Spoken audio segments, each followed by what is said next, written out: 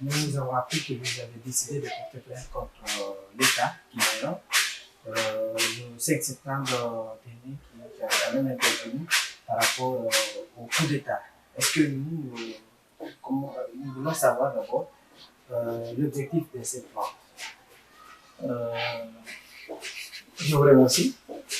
Et je remercie vraiment du bienvenu. Bon, ça, l'objectif, c'est simple. En fait, vous savez, je vous informe que certaines victimes du 5 septembre 2021, les membres de ces victimes-là, et certains font partie de notre parti politique. Donc, ils nous ont approchés, ils nous ont demandé vraiment de les soutenir. Voilà, donc on a réfléchi, c'est important qu'une personne qui en a besoin de soutien, surtout ce genre de soutien, il ne faut pas réfléchir deux fois, et surtout si on connaissait bien la personne. Donc à partir de là, on a décidé de les soutenir et immédiatement on a agi en saisissant le procureur de la République au tribunal de première instance de Kaloum, donc de porter plainte contre le CND. Alors, aujourd'hui, quel est l'état d'âme des parents des victimes? C'est vraiment triste. Ils vivent dans la peur et dans une souffrance, non seulement morale et financière. Parce que vous savez, ce sont ces victimes-là. Ces victimes-là, je vous rappelle, c'était des pères de famille, c'était les maris de certaines personnes, c'était le fils de certaines personnes, et c'était aussi les frères de certaines personnes. En fait, c'était comme le coutume chez nous. Vous allez voir quand quelqu'un travaille, c'est la personne qui soutient toute la famille. Donc, vous avez vu là maintenant, et que personne n'arrive à subvenir les besoins de ces familles-là. Et je vous informe, le 28 avril, dans notre siège, on a tenu une réunion avec ces femmes-là. Et ces femmes veuves-là, avec des bébés, des enfants. Voilà. Donc, j'ai pu échanger avec elles. Il n'y a qu'une seule qui a pu voir le cadavre de son mari. Et ça, c'était le 6 septembre à 6 heures du matin.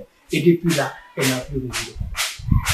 Donc, ces familles ont besoin de faire leur deuil. Elles ont besoin de faire leur deuil. Donc, où sont les cadavres? Pourquoi le CNR n'en parle pas? Et le CNR n'en parle pas. Pourquoi? Pour quelles raisons? Et ça, c'est des crimes. Personne n'a le droit d'ôter la vie à une personne. Vous savez, non seulement c'est un crime, et c'est un péché. Donc le CNRD, nous on décide, pour un premier temps, on a décidé de saisir le procureur de première instance de Kaloum. Donc si ça ne marche pas, parce qu'on sait toujours la justice ici, elle n'est pas indépendante, si ça ne marche pas, on a d'autres plans. De saisir par exemple la CEDEAO, et on va aller plus loin. Mais tout de même, quand même, le jour de ce coup d'État, il y avait la majorité, c'était des militaires qui sont morts. Est-ce que, comme vous le dites, certains font partie de votre parti politique? Oui. Dites-nous, est-ce que ces militaires-là faisaient partie? Non, par formation politique. Oui, en fait, les militaires là sont ici des familles, je vous rappelle. Les militaires, en fait, un militaire normalement, mais voilà. Mais les membres de la famille de ces militaires, ceux-ci font partie de notre parti politique. Exactement. Donc, certains militaires, vous reconnaissez cela? Oui, bien sûr. Bien sûr.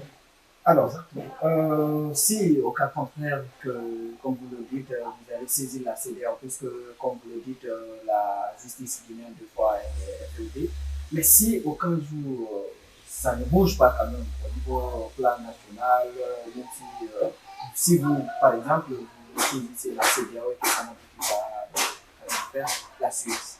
Bon, vous savez, il y a des juridictions internationales. D'abord, déjà, on a contacté certaines organisations internationales des droits de l'homme.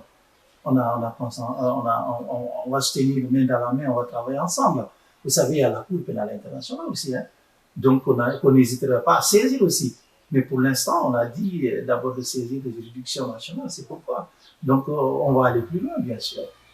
D'accord. On va parler de la transition. Le cadre des concertations a été lancé depuis un bon moment, mais on n'attend pas M. Ba intervenir à cet effet. Pourquoi? Vous savez, j'appartiens à une coalition aussi. On est depuis les membres de l'ANAD. Donc, le PUL se reconnaît dans l'ANAD. Donc, il y a une voix qui est là. Donc, si l'ANAD n'arrive pas à faire quelque chose, ça veut dire que le PUL aussi fait partie. Qu'est-ce qui fait que vous n'avez pas participé cette fois-ci à ces cadres de dialogue, puisque c'est vous, les partis politiques, quand même, qui avez réclamé ces cadres de dialogue? Non, exactement. Vous venez de dire cadre de dialogue. C'est ce qu'on a demandé. Mais ils ont envoyé cadre de concertation. On a besoin de cadre de dialogue, c'est-à-dire directement avec l'autorité. Vous comprenez? Donc maintenant, c'est comme si vous demandez l'hamburger, on vous envoie le taux. Vous comprenez? Nous, c'est pas le taux qu'on a demandé l'hamburger par exemple. Hein. Donc nous, on a demandé cadre de dialogue, pas cadre de concertation. C'est-à-dire pas directement avec le ministre de l'administration du territoire et la décentralisation. C'est pas avec celui-là. Nous, on va directement avec le président de la République, avec le pouvoir concerné. Donc, c'est pourquoi on n'a pas participé. Et parce qu'on ne croit pas aussi à ça, à ce cadre de concertation. Mais quand même, tout de même, c'est lors de ces concertations-là que le chronogramme de la transition va être fixé selon le CNRD. Alors, si vous ne participez pas et que vous décidez de faire des chaises vides, est-ce que cela peut permettre quand même à l'évolution de notre transition comme tout le monde le souhaite? Je pense qu'ils essayent, mais ça ne marchera pas parce que vous savez, l'ANAD est plus de 70% de l'électorat guinéen. Vous savez, ils essayent, mais ça marchera pas parce qu'il y a beaucoup de citoyens qui se reconnaissent dans nos différentes formations politiques. Donc, nous, ces citoyens-là, ils respectent notre consigne, vous comprenez? Donc, ça marchera pas. Ça, ils entraînent juste d'amuser la galerie, c'est tout. Alors, vous, combien de temps vous avez estimé pour la durée de la transition? Donc, nous, on a estimé 15 mois. 15 mois. Oui, 15 mois. Vous estimez que cela peut contenir tout ce que la population guinéenne réclame, surtout le recensement? Oui, mais pourquoi regardez, tout recensement, assis, ça, c'est juste une politique de leur permettre de s'éterniser au pouvoir. Ça, c'est pour gagner du temps. Ça n'a rien à voir. Et puis, je vous rappelle, ce pouvoir, c'est pas un pouvoir élu. Ok? C'est juste, ils sont venus au pouvoir par les armes. Il y a certaines choses, ils n'ont pas le droit de le faire. Ok? Maintenant, quand il y aura un président élu par le peuple, c'est pas un gouvernement de peuple. Tout ça, c'est pour gagner du temps. Croyez-moi, c'est pour gagner du temps. Alors, depuis 8 mois, quand même, le CNRD à la tête, Koko Mamadi Doumbouya, alors, moi, ma question, c'est de savoir qu'est-ce que vous avez apprécié depuis l'arrivée du CNRD? Depuis l'arrivée du CNRD, bon, au début, les discours, on avait apprécié et tout. Mais, bon, par après, jusque-là, on n'apprécie pas grand-chose. Pas du tout. Non, pas du tout. On n'apprécie pas grand-chose. Parce que là, ce qu'ils font, c'est du populisme, c'est du théâtre.